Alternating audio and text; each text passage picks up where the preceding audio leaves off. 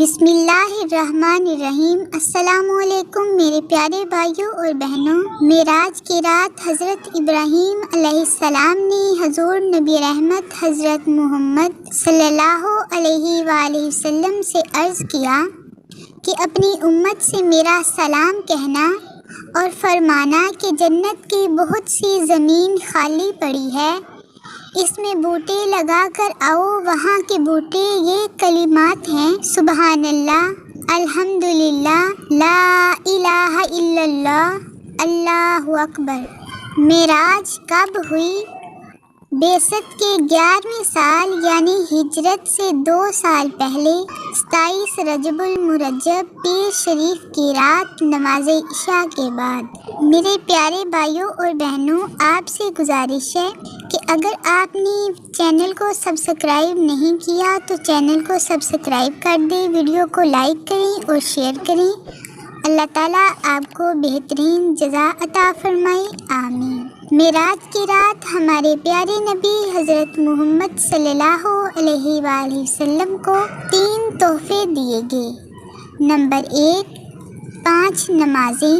Number 2، سورہ بقرہ کی آخری آیات آمن الرسول سے آخر تک۔ نمبر 3، آپ صلی اللہ علیہ وآلہ وسلم کی امت میں سے جو اللہ کے ساتھ کسی کو شریک نہ کرے ان کے گناہ بخشے گئے۔ سبحان اللہ۔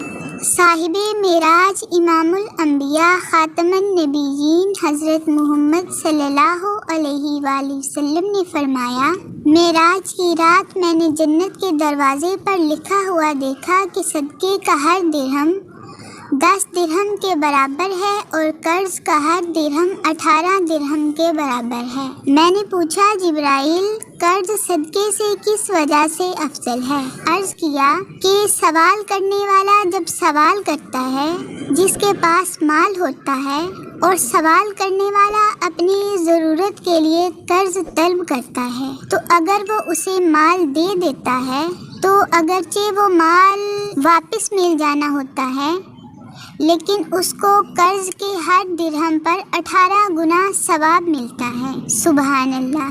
اللہ تعالیٰ ہمیں اپنے بہن بھائیوں کے مشکل وقت میں مدد کرنے کی توفیق عطا فرمائے، آمین ثم آمین۔